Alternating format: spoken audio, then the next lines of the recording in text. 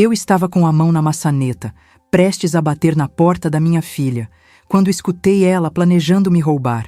Mas o que ela não sabia é que eu também guardava um segredo. Um segredo que mudaria tudo. Me chamo Cleide Santos Oliveira e tenho 68 anos. Até 3 meses atrás, eu me considerava uma mãe realizada. Aposentada há 3 anos, depois de trabalhar 40 anos como costureira, finalmente podia desfrutar do que havia construído. Meu apartamento na Vila Mariana era pequeno, mas era meu. Cada móvel, cada cortina, cada detalhe havia sido escolhido por mim, pagos com muito suor. Minha filha Márcia, de 42 anos, sempre foi o centro da minha vida. Criei ela sozinha desde os 6 anos, quando meu ex-marido Antônio decidiu que a responsabilidade de ser pai era pesada demais para ele. Nunca me arrependi de ter ficado com ela, mesmo quando as noites eram longas e o dinheiro curto. Márcia era tudo que eu tinha, e eu fazia questão de que ela soubesse disso. Quando ela se casou com Bruno há 7 anos, eu fiquei feliz. Finalmente minha filha teria alguém para cuidar dela quando eu não estivesse mais aqui. Bruno sempre me pareceu um homem trabalhador, educado, respeitoso. Trabalhava como técnico em informática e parecia genuinamente apaixonado por Márcia. Eles moravam em um apartamento alugado no Ipiranga, e eu sabia que o dinheiro às vezes apertava. Por isso, quando me aposentei, decidi usar parte da minha aposentadoria para ajudá-los. Não era muito, mas todo mês eu transferia R$ 1.200 para a conta da Márcia. É para vocês ficarem mais tranquilos, eu dizia. E era verdade. Ver minha filha preocupada com contas me deixava com o coração apertado. Além da ajuda mensal, sempre que surgiam emergências, eu estava lá. Quando o carro deles quebrou, eu paguei o conserto. Quando Márcia disse que precisava de roupas novas para o trabalho, eu dei o dinheiro. Quando Bruno ficou desempregado por 2 meses, eu cobri o aluguel deles. Nunca neguei nada, nunca questionei. Afinal, para que serve o dinheiro se não for para ajudar quem a gente ama? Naquela terça-feira de setembro, eu estava indo visitar Márcia para entregar mais R$ 500. Ela havia me ligado no domingo dizendo que precisava comprar remédios para uma infecção urinária. "Mãe, você sabe como essas coisas são caras na farmácia", ela disse com aquela voz manhosa que eu conhecia desde criança. Claro que eu disse que sim, que na quarta-feira eu passaria lá. Cheguei ao prédio dela por volta das 2 da tarde. O porteiro me conhecia, sempre me cumprimentava com um sorriso. "Dona Cleide, como a senhora está?" "A Márcia está em casa, sim." Subi no elevador até o 4º andar, onde eles moravam. Apartamento 402. Eu conhecia aquele lugar como se fosse meu. Quando cheguei na porta, escutei vozes vindas de dentro. Márcia e Bruno estavam conversando na sala, e pelo tom das vozes, parecia uma conversa séria. Ia bater na porta quando escutei meu nome sendo mencionado. Algo me fez parar. Não sei se foi instinto ou curiosidade, mas fiquei ali, encostada na porta, prestando atenção. "Bruno, você não entende. Minha mãe é uma mina de ouro. Esses 2 anos ela já me deu mais de R$ 30 mil e nem percebe." A voz da Márcia tinha um tom que eu nunca havia escutado antes. Frio, calculista. Meu coração começou a bater mais forte. "Mas Márcia, você não acha que está exagerando? Sua mãe é uma senhora, ela precisa do dinheiro dela também." Bruno parecia desconfortável, mas sua voz não tinha a firmeza que eu esperaria de alguém realmente preocupado. "Que nada, Bruno. Ela mora sozinha, tem aposentadoria, não tem com o que gastar. E além disso, eu sou filha única. Tudo que é dela vai ser meu mesmo um dia, né?" Márcia riu, e aquele som me gelou por dentro. "Escuta aqui, eu tenho uma ideia. Que tal se a gente fingir que eu estou grávida?" Senti como se tivesse levado um soco no estômago. Minha própria filha, minha única filha, estava planejando me enganar, e de uma forma tão cruel. "Pensa bem, Bruno. Se eu estiver grávida, ela vai querer pagar tudo. Berço, enxoval, consultas médicas, vitaminas, deve dar uns R$ 10 mil fácil. E depois, quando eu perder o bebê, ela ainda vai me dar dinheiro para eu me recuperar da tristeza." Márcia falava como se estivesse planejando uma receita de bolo, com uma naturalidade que me assustou. "Não sei, Márcia. Isso é muito pesado. Sua mãe sempre foi boa com a gente." Bruno ainda resistia, mas eu percebia que ele estava cedendo. "Meu amor, você não entende. Minha mãe é uma mulher simples, ela acredita em tudo que eu falo. Já faz 2 anos que eu invento histórias para conseguir dinheiro dela, e ela nunca questionou nada. Aquela vez que eu disse que você estava doente? Mentira. Quando falei que o carro tinha quebrado? Mentira. Ela é muito ingênua, muito boba. E além disso, ela me ama tanto que faria qualquer coisa por mim. Eu me encostei na parede do corredor, sentindo que as pernas estavam bambas. 2 anos. 2 anos sendo enganada, sendo manipulada pela pessoa que eu mais amava no mundo.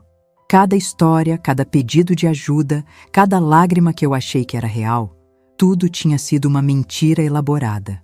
Está bem, Márcia, mas como você vai fazer isso?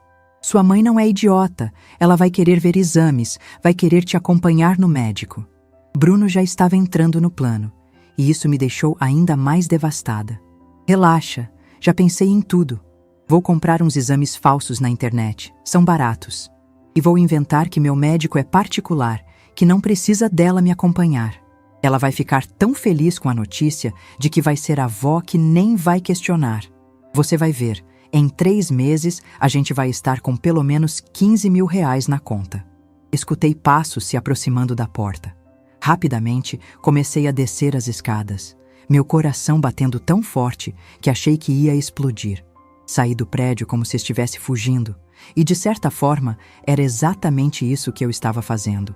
Fugindo da realidade que acabara de descobrir. Caminhei pelas ruas da Vila Mariana sem rumo, as palavras da Márcia ecoando na minha cabeça. Ela é muito ingênua, muito boba, mina de ouro. Ela acredita em tudo que eu falo. Cada frase era como uma facada no peito. Sentei em um banco na praça e comecei a chorar. Não um choro de tristeza comum, mas um choro de traição, de decepção profunda. Como a filha que eu criei, que eu amei incondicionalmente, que eu protegi de tudo e de todos, podia falar de mim daquele jeito? Como ela podia me ver apenas como uma fonte de dinheiro? Foi ali, naquele banco, que eu tomei a primeira decisão. Peguei o celular e liguei para o banco. Alô? Gostaria de cancelar uma transferência automática. Quando a atendente perguntou qual, eu disse com voz firme: todas as transferências para a conta da Márcia Santos Silva. Em 15 minutos, eu havia bloqueado o acesso dela à minha conta, cancelado todos os débitos automáticos e mudado minha senha do cartão. Márcia nunca mais tiraria 1 centavo de mim sem que eu soubesse exatamente para que seria usado. Mas enquanto eu estava ali, processando tudo que havia escutado, uma lembrança veio à minha mente. Uma lembrança que eu havia guardado há 8 anos, quando meu ex-marido Antônio faleceu. Uma lembrança que mudaria tudo. Porque o que Márcia não sabia, o que ninguém sabia, é que eu também tinha um segredo. Um segredo que ela descobriria em breve e que mostraria a ela que sua mãe, boba, era mais esperta do que ela jamais imaginou. Quando cheguei em casa naquela tarde, ainda estava tremendo. Sentei na poltrona que comprei há 5 anos, aquela que Márcia sempre disse que era feia, e comecei a lembrar de tudo que havia feito por ela ao longo da vida. Talvez fosse masoquismo, talvez fosse necessário para eu entender como havia chegado naquele ponto. Márcia nunca soube das vezes que eu trabalhei até meia-noite na máquina de costura para conseguir pagar a escola particular dela. Quando ela tinha 8 anos, eu descobri que ela estava sendo discriminada na escola pública por não ter pai presente nas reuniões. As outras crianças faziam piadas cruéis. Decidi que ela merecia algo melhor. Consegui uma vaga no Colégio Santa Terezinha, mas a mensalidade era quase metade do que eu ganhava. Comecei a pegar trabalhos extras, costurava uniformes para outras escolas, fazia alterações aos fins de semana. Márcia chegava da escola e me encontrava curvada sobre a máquina, sempre com um sorriso no rosto. Mamãe está trabalhando para comprar um presente para você. Eu mentia. Na verdade, estava trabalhando para pagar a escola dela. Durante todo o ensino fundamental, eu vivi praticamente de arroz e feijão, para que ela pudesse comer bem. Comprava as frutas mais caras, os iogurtes que ela gostava, os biscoitos importados que ela via nas casas das amigas. Quando ela reclamava que não tínhamos carro como as outras famílias, eu explicava que éramos diferentes, que valorizávamos outras coisas. Por dentro, meu coração se partia. Aos 15 anos, Márcia quis fazer curso de inglês. Mãe, Todas as minhas amigas fazem inglês na cultura inglesa. Eu sou a única que não sabe falar inglês direito.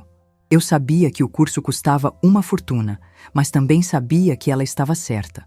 O mundo estava mudando e inglês era importante. Vendi minha única joia, um anel que havia ganhado da minha mãe, para pagar a matrícula.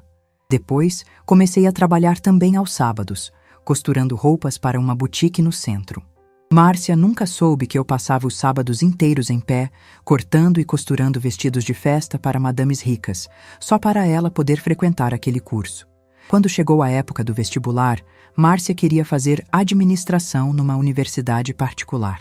Mãe, na federal é muito difícil e eu não posso perder tempo. Preciso começar a trabalhar logo. Eu entendi a pressa dela, mas também sabia que a mensalidade era assustadora. Foi então que comecei a trabalhar como diarista aos domingos. Márcia achava que eu ia visitar uma amiga, mas na verdade eu estava limpando a casa de uma família rica em Moema. Chegava em casa exausta, com as mãos vermelhas de tanto esfregar, mas sempre com um sorriso. Como foi o passeio, mãe? Ela perguntava. Muito bom, minha filha. Sua mãe se divertiu muito. Durante os 4 anos de faculdade, eu trabalhei 7 dias por semana. Costurava de segunda a sexta, era diarista aos sábados e domingos. Márcia se formou sem nunca precisar trabalhar, sem nunca precisar se preocupar com nada além dos estudos. Quando ela jogou o capelo para o alto no dia da formatura, eu estava na plateia chorando de orgulho e de cansaço. Depois da faculdade, Márcia conseguiu um emprego, mas o salário era baixo. Ela queria morar sozinha, ter independência. Mãe, eu preciso sair de casa. Tenho 26 anos, não posso ficar aqui para sempre. Eu entendi, mas também sabia que com o salário dela, ela não conseguiria pagar um aluguel decente. Peguei um empréstimo no banco para dar de entrada num apartamento para ela. Pequeno, mas em um bairro seguro. Márcia ficou radiante. Mãe, você é a melhor mãe do mundo. Me abraçou com tanto carinho que eu esqueci da dor nas costas de tanto trabalhar. Esqueci das noites em claro costurando. Quando ela se casou com Bruno, eu quis fazer uma festa bonita. Márcia merecia um casamento dos sonhos, mesmo que isso significasse eu me endividar por 3 anos. Aluguei um salão, contratei um buffet, comprei um vestido importado para ela. Mãe, você não precisava gastar tanto, ela dizia. Mas eu via nos olhos dela que ela estava feliz. Paguei lua de mel para eles em Gramado. Márcia sempre quis conhecer aquela cidade. Dizia que era romântica. Trabalhei noites extras durante 6 meses para juntar o dinheiro. Quando eles voltaram, cheios de fotos e histórias, eu senti que havia valido a pena. Mas aos poucos, as coisas começaram a mudar. Márcia parou de me visitar com frequência. As conversas ficaram mais curtas, mais superficiais. Ela só me procurava quando precisava de algo. E eu, como sempre, estava lá. Quando ela começou a me pedir dinheiro regularmente, eu não questionei. Pensei que era normal, que fazia parte de ser mãe. Mãe, você sabe que eu não gosto de pedir, mas o dinheiro está apertado. Ela sempre dizia isso, sempre com aquela cara de quem estava sofrendo por ter que pedir. Eu transferia o dinheiro no mesmo dia. Às vezes, nem perguntava para que era. Confiava nela cegamente. Afinal, ela era minha filha, minha única família. Por que ela mentiria para mim? Agora, sentada naquela poltrona, eu entendia que havia criado um monstro. Não intencionalmente, mas havia criado.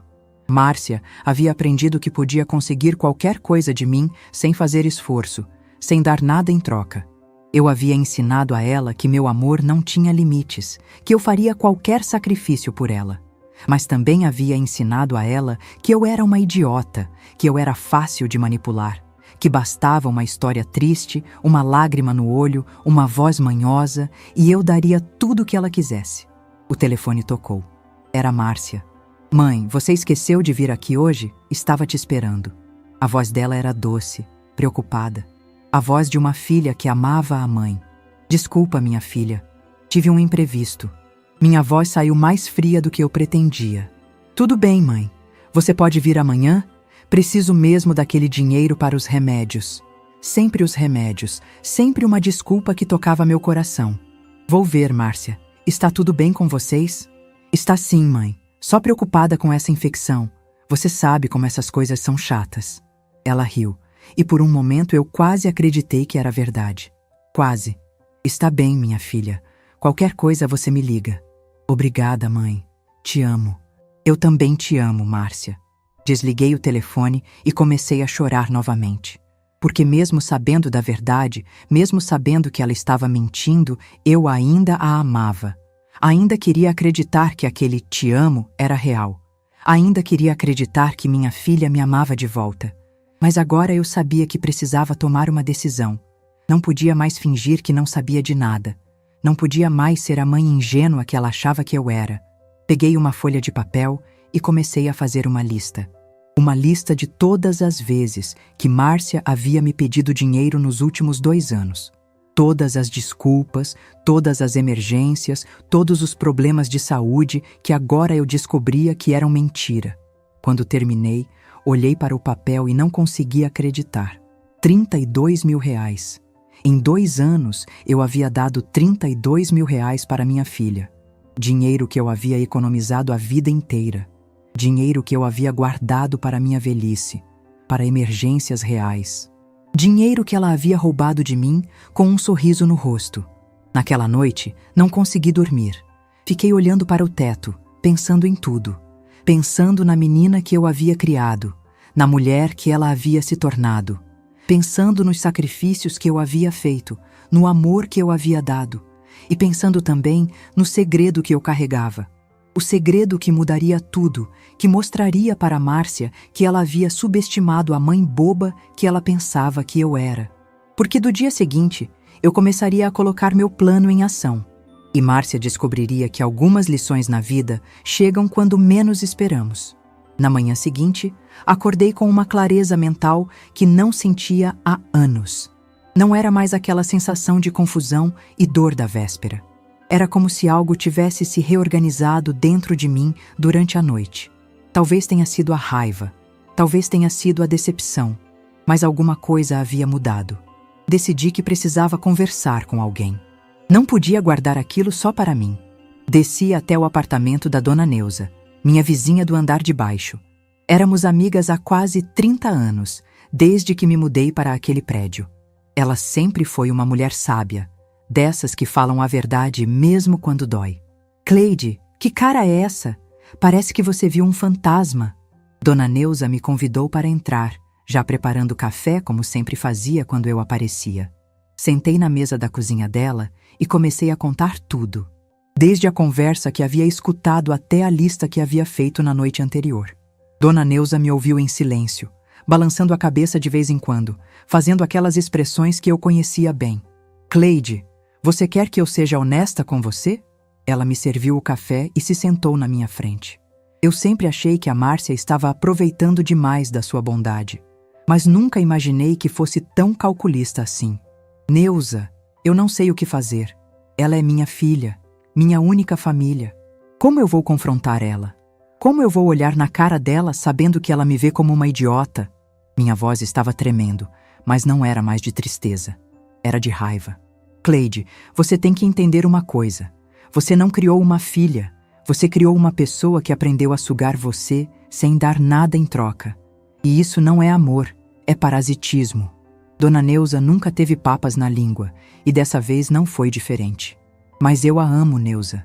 Mesmo sabendo de tudo, eu ainda a amo. Claro que você ama. Você é mãe. Mas amor não significa aceitar ser tratada como capacho. Amor também significa ensinar limites, ensinar respeito. E você nunca ensinou isso para a Márcia. Ficamos conversando por 2 horas. Dona Neuza me contou histórias de outras mães que conhecia, mulheres que haviam passado por situações parecidas. Me fez entender que eu não era a única, que isso era mais comum do que eu imaginava. Sabe o que você precisa fazer, Cleide? Você precisa mostrar para ela que você não é boba, que você sabe exatamente o que ela está fazendo. Mas não com raiva, não com escândalo, com inteligência. Quando voltei para casa, minha cabeça estava fervilhando de ideias. Sentei no computador e comecei a pesquisar sobre manipulação emocional, sobre filhos que abusam financeiramente dos pais. Descobri que havia um nome para isso: violência patrimonial. Minha própria filha estava cometendo um crime contra mim. Imprimi vários artigos. Marquei os trechos mais importantes. Queria entender como eu havia permitido que aquilo acontecesse, como eu poderia ter sido tão cega por tanto tempo. Foi então que me lembrei do segredo que eu guardava. O segredo que mudaria tudo. Fui até o quarto e abri o guarda-roupa. Lá no fundo, dentro de uma caixa velha, estavam todos os documentos que eu havia recebido quando Antônio morreu. Certidão de óbito, inventário, escrituras. Documentos que eu havia guardado, mas nunca havia mostrado para ninguém. Peguei a escritura do apartamento onde Márcia morava e li novamente. Estava tudo lá, preto no branco. O apartamento 402 do edifício Vila Lobos, no Ipiranga, era meu. Havia sido deixado para mim no testamento de Antônio. Quando Antônio morreu, 8 anos atrás, eu descobri que ele havia feito um testamento 2 anos antes da morte. Nesse testamento, ele deixava aquele apartamento para mim, como uma forma de compensar os anos de abandono, como estava escrito. Na época, eu fiquei surpresa. Não sabia nem que ele tinha aquele imóvel. O apartamento estava alugado para uma família, que pagava um aluguel de R$ 800 por mês. Quando o contrato deles venceu, eu não quis renovar. Tinha outros planos para aquele lugar. Foi exatamente nessa época que Márcia começou a reclamar que o apartamento onde ela morava estava ficando caro, que o proprietário queria aumentar o aluguel. Mãe, não sei o que vou fazer. Ele quer cobrar R$ 1.200 de aluguel agora. Está muito caro para o que a gente ganha. Eu tive uma ideia. Ofereci o apartamento do Antônio para ela. Márcia, eu conheço um apartamento no Ipiranga. O proprietário é uma pessoa conhecida minha. Ele pode fazer um preço especial para vocês. Márcia ficou animada. Quando ela viu o apartamento, se apaixonou na hora. Mãe, esse lugar é perfeito. Quanto será que ele cobra? Deixa que eu converso com ele. Tenho certeza que conseguimos um bom preço. Voltei para casa e liguei para Márcia. Minha filha, consegui um preço excelente. Ele vai cobrar R$ 800, mas tem que ser direitinho, todo dia 5. Márcia ficou eufórica. Mãe, você é demais! Como conseguiu esse preço? Ah, minha filha, sua mãe tem suas manhas. O que Márcia não sabia é que aqueles R$ 800 que ela me dava todo mês como aluguel iam direto para a minha conta poupança. Eu estava cobrando dela para morar no próprio apartamento dela, ou melhor, no meu apartamento. No início, eu me sentia culpada, mas com o tempo, comecei a ver aquilo como uma forma de ela contribuir para as despesas da casa, já que ela nunca se oferecia para me ajudar com nada. Além disso, eu estava guardando aquele dinheiro para ela mesma, para o futuro. Mas agora, depois de descobrir que ela estava me roubando há 2 anos, a culpa havia desaparecido completamente. Na verdade, eu estava cobrando dela apenas R$ 800 para morar em um apartamento que valia mais de R$ 200 mil. Eu estava sendo generosa demais. Peguei todos os comprovantes dos aluguéis que ela havia me pagado. R$ 28.800 em 3 anos e meio. Dinheiro que ela pensava que estava indo para um proprietário desconhecido, mas que na verdade estava sendo guardado por mim. Naquela tarde, Márcia me ligou novamente. Mãe, você vai conseguir vir aqui hoje? Preciso mesmo desses remédios. Márcia, eu estive pensando. Que tal você e o Bruno virem jantar aqui em casa amanhã? Faz tempo que não cozinho para vocês. Houve um silêncio do outro lado da linha. Ah, mãe, amanhã é meio complicado. Bruno tem que trabalhar até tarde e eu não estou me sentindo muito bem. Que pena, minha filha. E os remédios, você conseguiu comprar? Não, mãe. Por isso estava te esperando. Você sabe que eu não gosto de ficar pedindo, mas... Márcia, eu tenho uma proposta para você. Que tal você passar aqui em casa hoje à noite? Tenho uma coisa importante para conversar com você. Que tipo de coisa, mãe? Você está me preocupando. Nada demais, minha filha. Só uma conversa que precisamos ter há muito tempo. Pode ser às 8? Márcia concordou, meio relutante. Desliguei o telefone e comecei a me preparar. Não ia ser uma conversa fácil, mas era necessária. Eu havia passado a vida inteira protegendo Márcia da verdade, protegendo ela das consequências dos próprios atos. Agora era a hora de ela crescer. Passei a tarde organizando todos os documentos. A escritura do apartamento, os comprovantes dos aluguéis, os extratos bancários mostrando todas as transferências que eu havia feito para ela. Queria que ela visse, com números, o que havia acontecido. Às 8 em ponto, Márcia chegou. Estava com uma cara cansada, meio abatida, provavelmente ensaiando a performance da mulher doente que precisava de remédios. Oi, mãe. Como você está? Ela me deu um beijinho no rosto, daqueles beijinhos automáticos que não significam nada. Estou bem, minha filha. Senta aqui. Quer um café? Quero sim. Mãe, sobre aquele dinheiro... Márcia, antes de falarmos sobre dinheiro, eu quero te contar uma coisa. Uma coisa que deveria ter te contado há muito tempo. Servi o café e sentei na poltrona em frente a ela.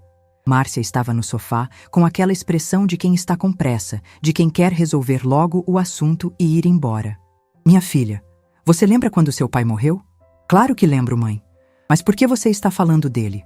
Aconteceu alguma coisa? Quando ele morreu, eu descobri que ele havia deixado um testamento. Nesse testamento, ele deixava algumas coisas para mim. Márcia franziu a testa. Que tipo de coisas? Um apartamento no Ipiranga. Apartamento 402 do edifício Vila Lobos. Vi o rosto de Márcia mudar de cor. Ela ficou pálida. Os olhos se arregalaram. Mãe, você está falando do meu apartamento? Não, Márcia, eu estou falando do meu apartamento. O apartamento onde você mora há 3 anos e meio é meu. O silêncio que se seguiu foi ensurdecedor. Márcia me olhava como se eu tivesse falado em chinês, como se não conseguisse processar a informação. Mãe, isso não é possível. Nós pagamos aluguel para o seu Joaquim. R$ 800 todo mês. Márcia, não existe nenhum seu Joaquim. Esses R$ 800 que você me dá todo mês vão direto para a minha conta poupança. Você está pagando aluguel para mim. Márcia se levantou do sofá, começou a andar de um lado para outro. Isso não pode ser verdade, mãe. Por que você faria isso? Por que você não me contou?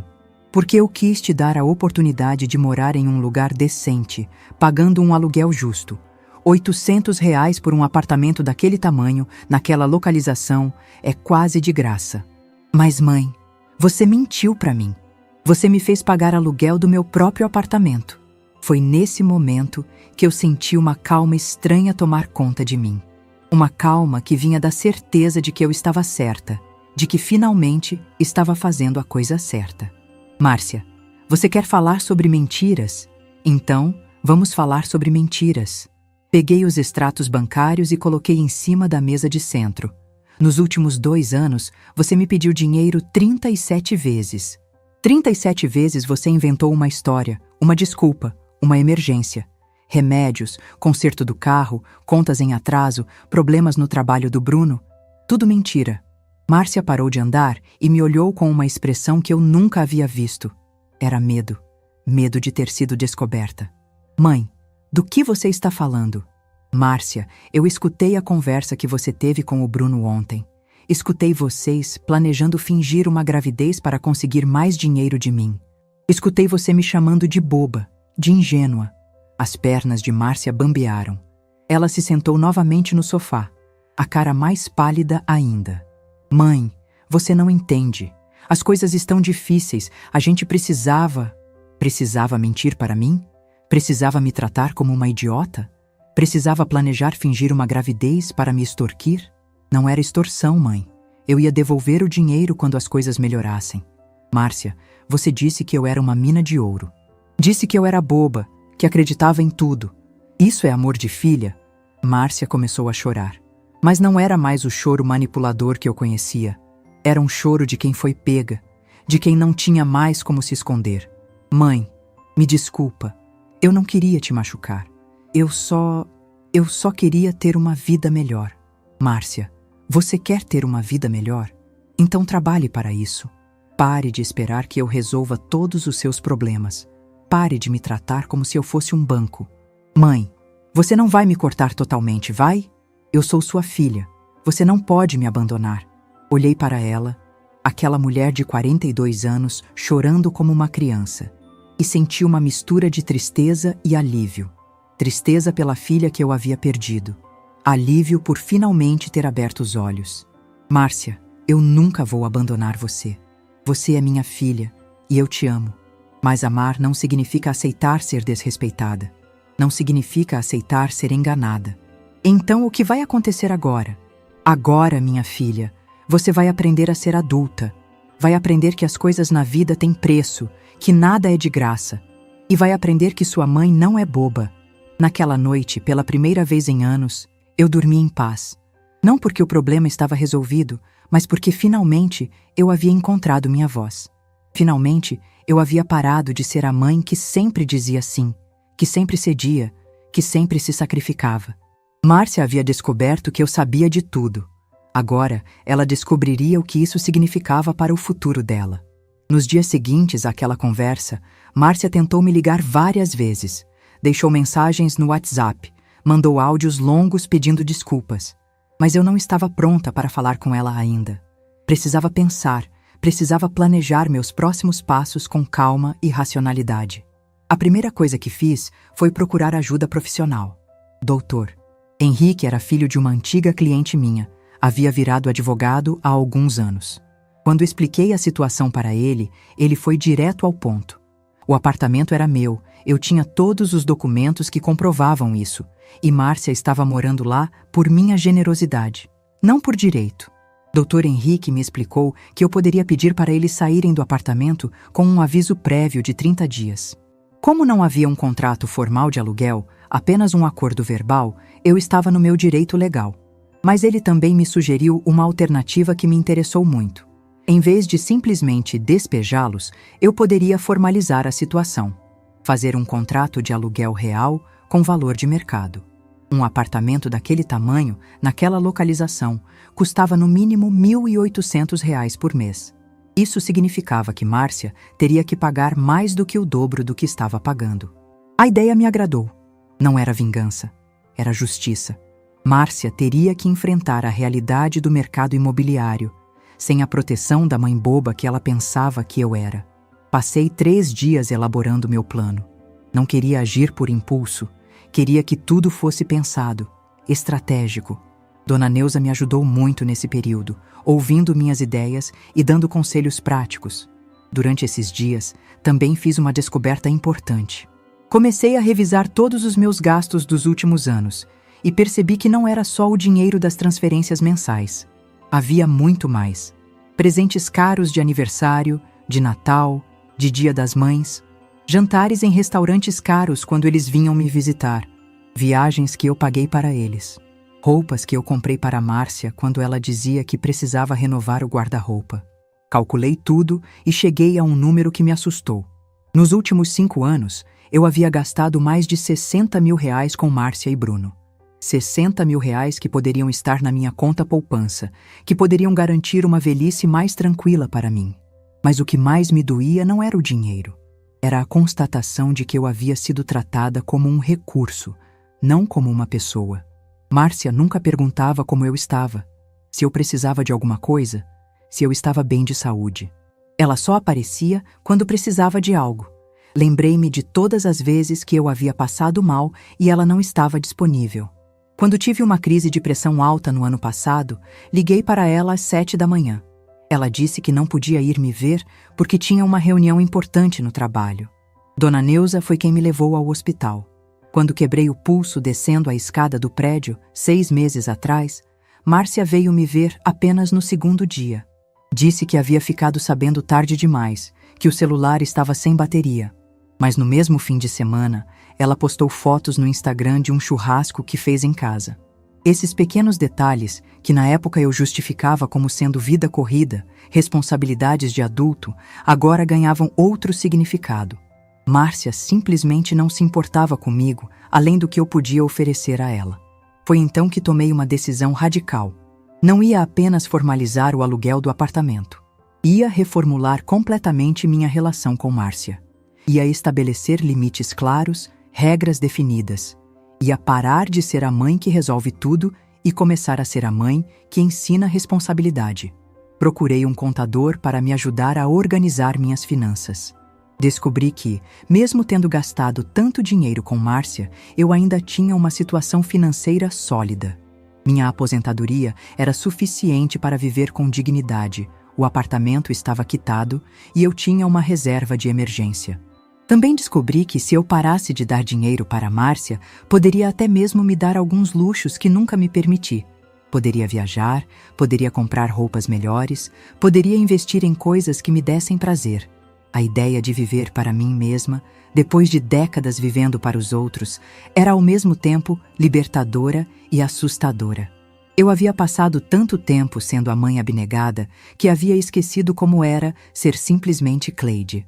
Dona Neuza me sugeriu que eu escrevesse uma carta para Márcia. Não para enviar, mas para organizar meus pensamentos. Passei uma tarde inteira escrevendo tudo o que eu gostaria de dizer para ela. Todas as decepções, todas as mágoas, todos os sacrifícios que ela nunca reconheceu. Quando terminei de escrever, chorei muito. Mas não era mais um choro de tristeza, era um choro de libertação. Eu estava me libertando de 42 anos de maternidade sufocante, de amor que se tornou dependência emocional. Depois de uma semana de silêncio, liguei para Márcia. Ela atendeu no primeiro toque, ansiosa. Marquei um encontro com ela e Bruno no apartamento onde eles moravam. Queria que a conversa fosse lá, no lugar que ela achava que era dela, mas que na verdade era meu. Cheguei no horário marcado com uma pasta cheia de documentos. Doutor, Henrique havia preparado tudo. O contrato de aluguel novo, com valor de mercado, e todos os papéis que comprovavam minha propriedade do imóvel. Márcia estava nervosa. Bruno parecia constrangido. Eles sabiam que aquela conversa seria definitiva. Expliquei calmamente a nova situação. O apartamento era meu, e se eles quisessem continuar morando ali, teriam que pagar um aluguel justo, R$ 1.800 por mês, mais as despesas do condomínio. Contrato formal, com todas as cláusulas legais. Márcia ficou em choque. Disse que não tinha como pagar aquele valor, que era muito mais do que ganhava. Eu respondi que essa não era mais minha responsabilidade. Ela era uma mulher adulta, casada e precisava se virar sozinha. Ofereci 2 opções. Ou eles assinavam o contrato e pagavam o aluguel de mercado, ou saíam do apartamento em 30 dias. Não havia terceira opção. Bruno, que até então havia ficado calado, perguntou se não havia possibilidade de negociar o valor. Eu disse que não. Aquele era o preço justo pelo imóvel, e eu não faria mais caridade. Márcia começou a chorar. Me acusou de ser cruel, de não ter coração.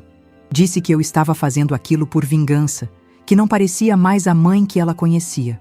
Eu respondi que ela estava certa. Eu não era mais a mãe que ela conhecia. A mãe que ela conhecia era uma mulher que se deixava explorar, que confundia amor com submissão. A nova Cleide tinha amor próprio. Eles pediram um tempo para pensar. Eu disse que tinham até o final da semana para me dar uma resposta. Depois disso, eu tomaria a decisão por eles. Saí do apartamento com uma sensação estranha. Não era felicidade, não era tristeza. Era uma sensação de dever cumprido, de finalmente ter feito a coisa certa. Naquela noite, Dona Neuza veio jantar comigo.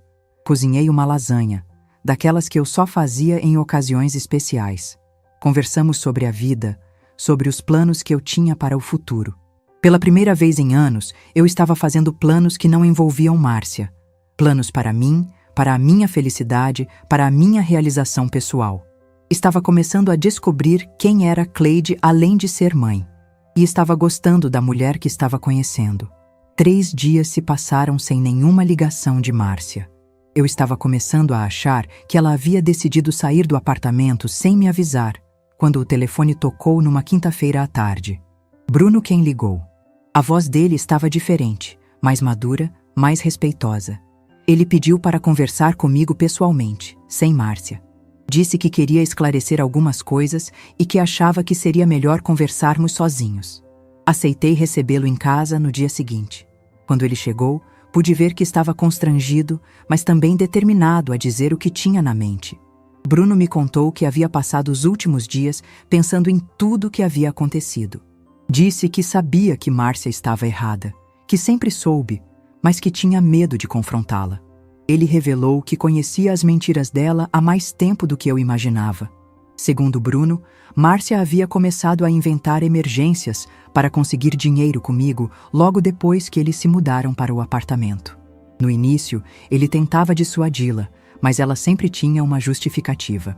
Dizia que eu tinha muito dinheiro parado, que eu ficava feliz em ajudar, que no fundo eu gostava de me sentir necessária.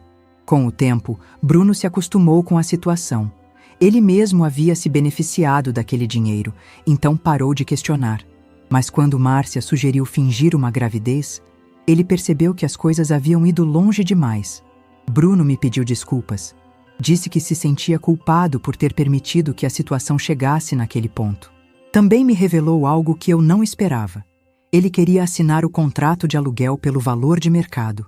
Ele havia conseguido um trabalho melhor, com salário maior, e acreditava que conseguiria arcar com as despesas. Mas ele queria que Márcia assumisse sua parte da responsabilidade também. Queria que ela voltasse a trabalhar, que parasse de depender financeiramente de mim. Fiquei surpresa com a maturidade de Bruno. Sempre o havia visto como um coadjuvante na história, mas percebi que ele também havia sido uma vítima da manipulação de Márcia.